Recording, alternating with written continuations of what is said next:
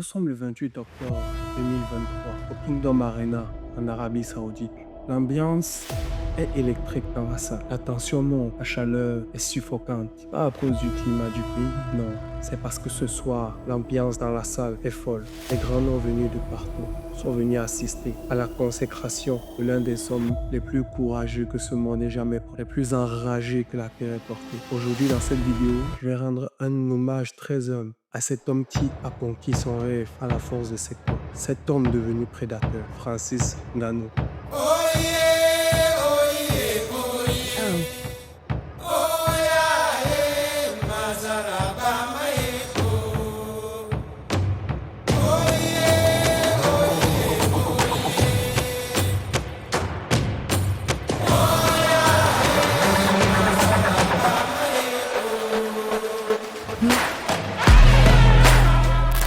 Son histoire commence comme toutes les histoires par une naissance. C'est le 5 septembre 1986, la petite ville de Bathie, au Cameroun, que naît le jeune Francis Xavier Ngannou dans une fratrie de 6 enfants, fils d'un père violent. Cette réputation, au moins, c'était quelque chose où je n'aimais pas, je ne voulais pas m'associer à ça, je voulais me distinguer de cette partie, même si j'aimais mon père.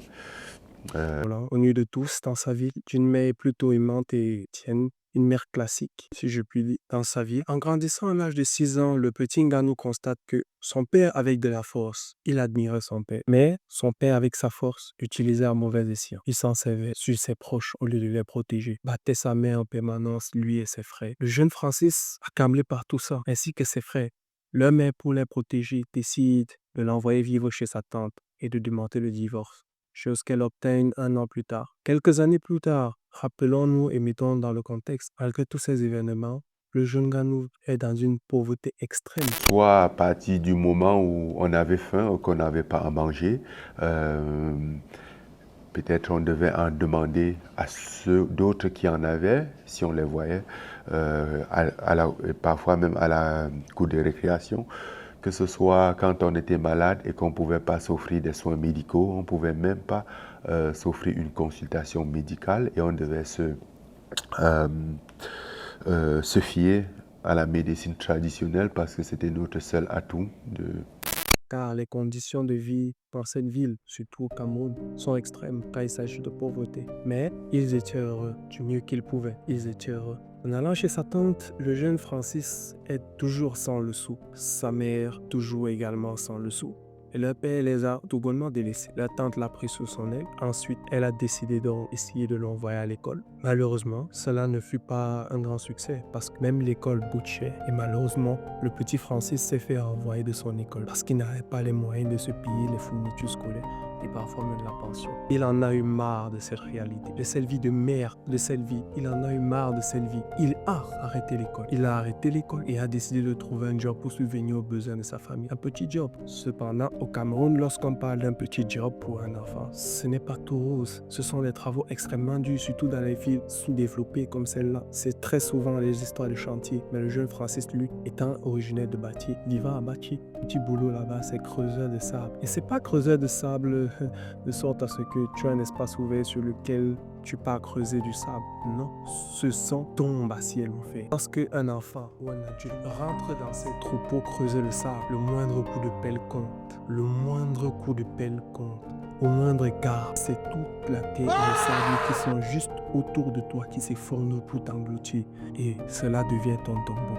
Parce que l'on ne pourra pas te sortir de là. Mais c'est avec cette condition qu'un Ngannou décidé de travailler. Il a porté un peu à manger à sa tante, à sa famille, à tous ceux avec qui il vivait. Malgré tout cela, le jeune Francis avait des petits moments de répit. Et comme beaucoup, c'est devant la télé qu'il les trouvait ces moments. Par chance, un jour, lors de ses divertissements des matchs de boxe, il tomba sur un combat qui changea complètement sa vision de tout ce qui l'entoure. Il tomba sur un combat, celui de Mike Tyson. Et Francis, à partir de ce moment-là, a eu le déclic. Il a eu l'effet parce qu'il se reconnaissait en Mike Tyson. Son parcours l'inspirait. Il s'est pris de passion pour la boxe.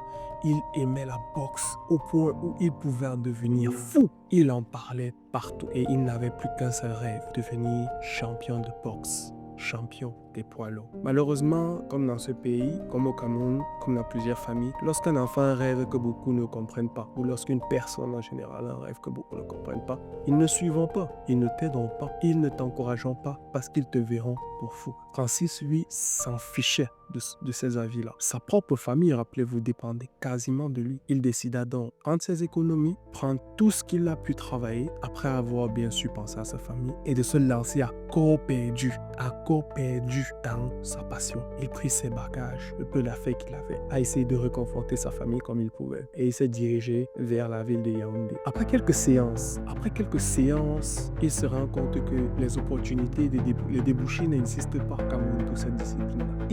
Il prend la décision d'émigrer vers l'Europe, là où il y a beaucoup plus d'opportunités pour ces combats-là. Malheureusement, les réalités sont là. Il est pauvre, il n'a pas un sou, et pour se payer les voies légales. Alors, il décide d'employer les voies que beaucoup connaissent, les voies mirobolantes que font miroiter les passeurs peu vertueux et vicieux qui font la traversée illégale de l'Afrique vers l'Europe en passant par le Maghreb. Ces derniers traversent le désert du Sahara, les villes du Maroc, l'Algérie, pour finalement arriver au bord de la mer Méditerranée dans une petite île.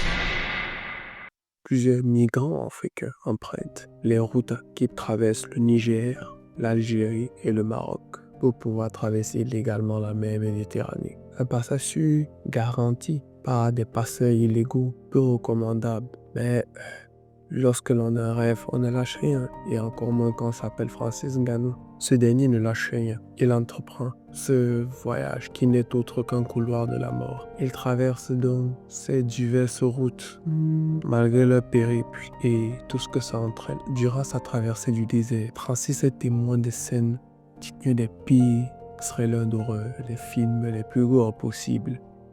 Des groupes entiers abandonnés dans le désert à cause de panne de véhicules. Des familles séparées, des mères qui abandonnent leurs enfants dans le désert. J'ai fait une fausse couche sur la route et une fillette du Cameroun aussi. On a vécu la même chose. Nous avons perdu nos bébés, ils ont été tués. Des femmes sont mortes, des hommes, des enfants, parce qu'il n'y a ni eau ni nourriture, on meurt de faim. Certains ont été blessés, d'autres ont disparu dans le désert parce qu'ils ne connaissaient pas le chemin. Et même lui, personnellement, a dû subir des épreuves dignes d'un survivaliste de l'extrême. Malgré toutes ces épreuves, malgré ces sacrifices, cette condition de vie inhumaine, il est finalement arrivé au Maroc, sain et sauf, où il y a passé 1 an, car il n'avait toujours pas les moyens de se payer un passage pour traverser la mer Méditerranée. Francis décide de tenter dans sa chance dans une ville voisine, qui n'est autre que la ville de Melilla, une ville espagnole, si je puis dire implantée en Afrique, mais très proche. Cependant, les autorités espagnoles, sachant que cette ville sert de voie d'accès illégale à leur territoire, ont renforcé la sécurité autour de cette ville. Ce qui aurait peut-être inspiré un certain bonhomme américain. Ils ont construit un mur de 7 mètres de hauteur, couronné de barbelés acérés, surveillé par des patrouilles de militaires lourdement armés, très lourdement armés. Et le moindre échec à ce moment-là te coûte la mort si tu tentes de la traverser de celui à fait. Franchir cette barrière revient à faire une mission suicide. Pour tous ceux qui ont joué à Call of Duty, vous connaissez de quoi je parle. C'est une mission suicide tout bonnement. Mais Francis ne se décourage pas et il essaie. Il tente sa chance à plusieurs reprises, sachant qu'en cas d'échec, il sera renvoyé dans le désert sans provision pour y mourir. Le désert est devenu pour eux une tombe comme la Méditerranée. Au cours des 14 derniers mois, au moins 13 000 migrants venus d'Afrique auraient été déposés par les autorités algériennes et livrés à eux-mêmes dans le Sahara, d'après l'Organisation internationale pour les migrations. Il essaie à plusieurs reprises, mais réussit de justesse à échapper au contrôle de police et au garde de l'armée. Malheureusement, on ne réussit pas toujours tout ce que l'on entreprend. Du premier coup, du moins. Il reste quelques mois de plus donc au Maroc et économise assez. Il change d'approche. Il veut passer cette fois-ci par la mer. Et après justement ces quelques mois passés au Maroc, ce dernier réussit à économiser suffisamment pour se payer un radon de fortune pour pouvoir traverser la mer Méditerranée et rejoindre l'Europe. Le plan à ce moment-là est très simple dans la tête de Francis. prendre ce bateau à 5 heures du matin, voire moins, pour se lever très tôt et partir, pour éviter les gardes-côtes, ramer le plus fort possible avec le peu de membres d'équipage qui l'auront bien rejoindre les eaux internationales avant que les autorités marocaines ne les aient rattrapés et appeler la Croix-Rouge espagnole pour qu'il soit secouru. Et Francis, comme avec son échec avec le franchissement de la barrière, il s'y prend à une reprise. Il s'élance et il échoue. Une deuxième fois, il s'élance et il échoue. Et il est toujours à ça de réussir, à ça, malheureusement. Il se heurte toujours aux autorités marocaines, amène sur le territoire. Ce dernier n'en démord pas. Et sa réputation donne quasiment toujours à ça de réussir sa traversée. Fait écoucher tous les migrants qui veulent traverser comme lui. Et petit à petit, son équipage s'agrandit. Parce qu'ils savent que lui, c'est l'homme à suivre. Parce qu'il est toujours à ça de réussir. Il ne lâche jamais rien. Une tentative supplémentaire, Francis ne lâche rien. Dans sa tête, c'est clair. C'est soit il réussit, soit il meurt en essayant. Phrase qui a servi le titre d'album à 50 Cent, Get Rich or Die Trying, tout comme une phrase célèbrement utilisée par les rappeurs ou toute autre personne combattant. Mais bref, c'est une parenthèse. Francis, il est 5 heures du matin. Francis se lève, gorgé d'énergie, il se lance à l'aide de son petit radeau de fortune, avec toutes les personnes avec qui il a pris la mer. Il se met à ramer et bien que le bateau soit quasiment entièrement immergé dans l'eau, il ne lâche rien. Francis ne lâche rien. Il se dit, si je lâche, je suis mort.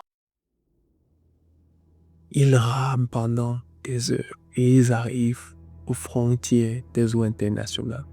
Malheureusement, il aperçoit au loin des autorités maritimes du Maroc qui s'approchent de leur zone. Et là, il se dit, je n'ai pas le choix. Il appelle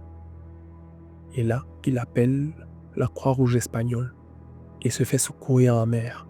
Il est sauvé et rapatrié avec tout son groupe en Espagne. Malheureusement, pour être entré illégalement dans le territoire, il passera quelques mois en prison. Mais ça, c'était le cadet de ses soucis. Il avait déjà franchi une grande étape pour atteindre son objectif. Il était arrivé sur le territoire européen. Après toutes ces péripéties, Francis, avec le peu de sous qui lui restait en poche, décide de poser ses bagages en France pour pouvoir justement entamer son périple, son réel périple maintenant, pour son rêve. N'ayant pas le sou toujours, rappelons-nous, il est pauvre, il n'a même pas, ne pouvant même pas se payer une couche. Il dormait dans un parking, non sans avoir au préalable trouvé une salle de sport dans laquelle il part pour se pratiquer. Lors de ses recherches pour trouver une salle de sport pour s'entraîner, Francis a eu la chance de tomber sur celle de Federer Chaigny, où il y fera une rencontre qui va changer sa vie. Il y rencontre le coach Didier Carmon, pardon si je corrige son nom, Didier Carmon, qui dès la première séance de sport se rend compte qu'il n'a pas affaire à n'importe qui. Il y décèle chez lui un potentiel pour le MMA. MMA? Je parlais tout à l'heure de boxe. Son rêve, c'était la boxe. Oui, mais comme nous le savons très bien, un combattant est un bon combattant quand tu le vois. Tu n'as pas besoin de le voir à l'œuvre pour sentir que c'est un potentiel bon combattant. Et c'est ce que le coach Didier avait vu chez lui. Il insiste, mais dans sa tête, c'est une seule idée qui est claire. Il veut être boxeur. Le MMA, il ne connaît pas. Il n'a jamais entendu parler du MMA. Il ne sait même pas ce que c'est. Et il a dû te convaincre. Non, ça a pris du temps. Parce que je ne connaissais pas et moi, je trouvais ça un peu bizarre. Ouais. Mais à force d'insistance, le coach Didier arrive à faire entrer cette idée dans sa tête. Et Francis finit par accepter. Il l'envoie donc au MMA Factory de Ferdinand Lopez. Et Ferdinand Lopez, après quelques séances d'entraînement seulement, se rend compte qu'il n'a pas affaire à un être humain, mais un monstre qui sommeille. Un monstre qui ignore encore toutes ses capacités de prédateur. Après son premier combat, il va donc passer à la pratique. Il va s'entraîner pendant très longtemps avec le coach Ferdinand Lopez.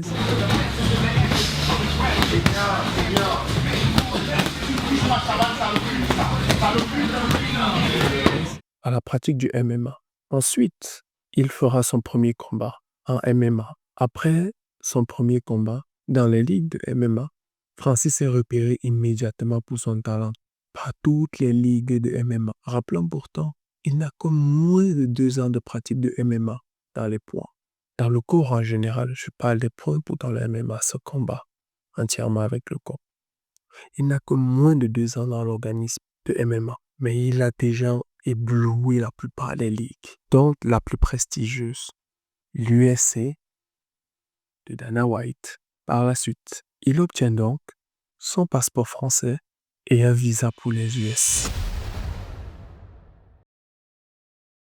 Après des débuts fracassants en UFC, Francis Ngannou se retrouve à faire ce qu'il aime. Pour reprendre ses termes, Je tape les gens pour vivre. C'est ça. et il est devenu le prédateur de l'UFC. Versatile fighter though, Mirotic. He's getting chased down.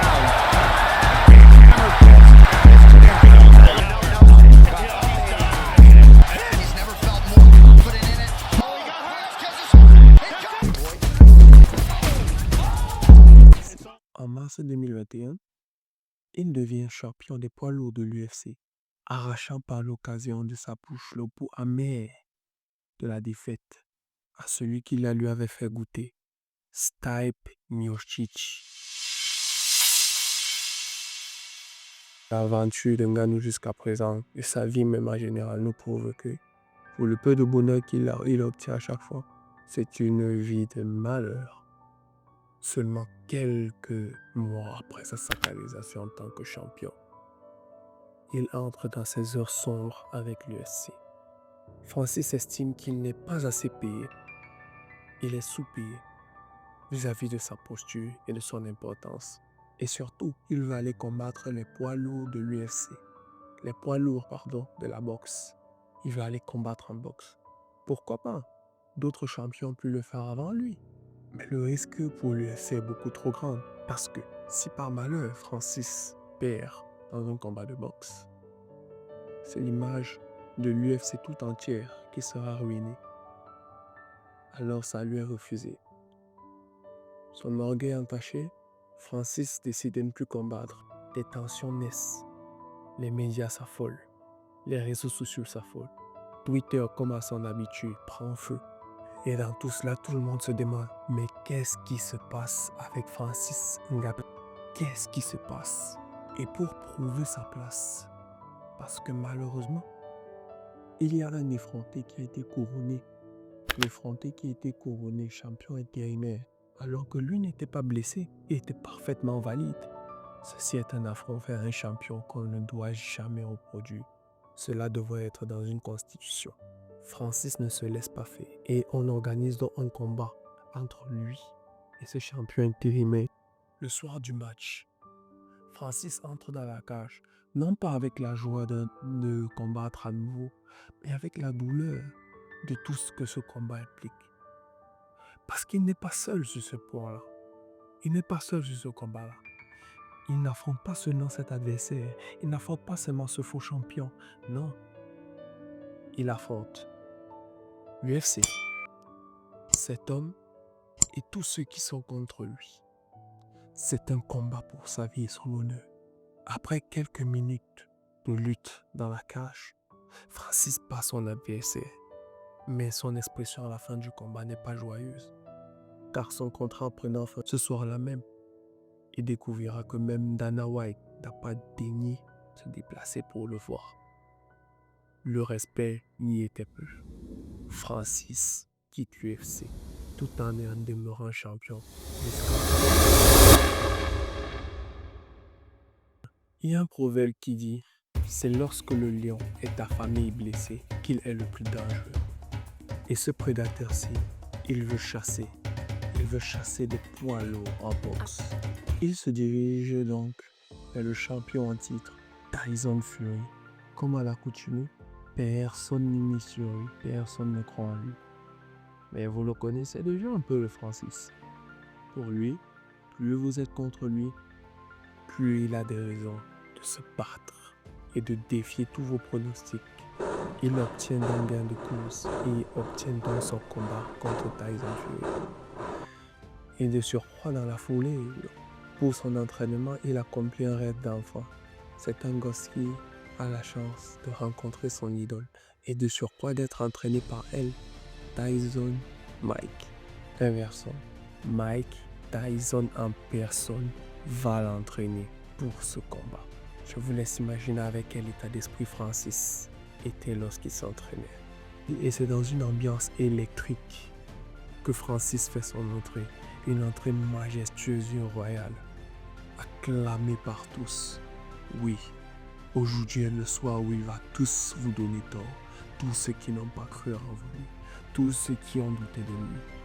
Francis va porter son nom. Will he go through the gear? Une lutte féroce. Francis place plusieurs coups bien chirurgicaux. Francis place des frappes chirurgicales sur Mike Tyson. L'assomme à plusieurs reprises. Le champion est à terre et goûte le sol à plusieurs reprises, comprenant qu'il n'a pas affaire à n'importe qui. Mais un homme dont la frappe a été estimé la plus puissante au monde. Son équivalent physique, outre mesure, c'est de se recevoir une Fiat 500 pleine à la mâchoire. Vous imaginez? Oui, moi j'imagine très bien et j'ai pas envie de savoir ce que ça fait. C'est donc comme ça, c'est dans cette ambiance-là, toute la soirée, avec la certitude des spectateurs et des téléspectateurs qui regardaient ce match, que Francis ne pouvait pas perdre ce combat. Malheureusement, à la fin des 10 rounds, Francis est déclaré perdant. Par décision des juges, ça enrage toute la foule.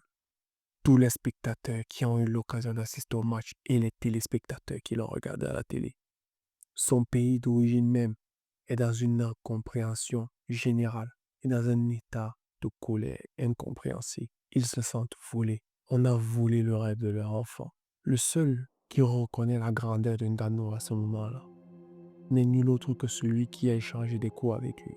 Tyson Fury reconnaît sa grandeur, son parcours et sa force, sans jamais dénigrer ni se moquer de Francis.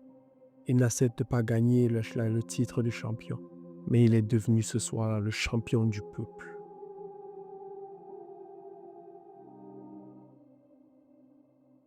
Malgré tous les obstacles et les souffrances et la vie de merde à laquelle Ngannou était destiné, il a refusé tout cela.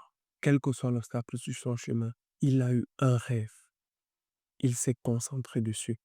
Il a mis tous ses efforts, sacrifié sa vie, sacrifié sa santé, sacrifié tout ce à quoi il tenait. Pour ça, il a mis tout dans la balance de son rêve, de son objectif. Et il l'a obtenu. Il a obtenu ce rêve. Aujourd'hui, il est indéniable. Ce cher Français Ngannou, pardon, Monsieur Ngannou. Monsieur Ngannou, pourquoi je prononce comme les blancs? Bref. Mérite d'accéder au titre de légende pour son parcours et ses accomplissements. Parce que sa moralité nous enseigne une seule chose. La force d'un rêve n'est pas déterminée par l'intensité de l'imaginer, mais par la rage dans laquelle on met toutes ses actions pour la terre. Et c'est pourquoi je tiens à ce que tous ceux qui me regardent, toi qui me regardes là à l'instant, tu gardes ça à l'esprit. Seuls les rêveurs méritent de devenir des bâtisseurs. Alors rêve si grand que la folie elle-même aura peur de te rencontrer. Osez rêver parce que seuls les rêveurs deviennent des foutus bâtisseurs. C'était Nio, à la prochaine.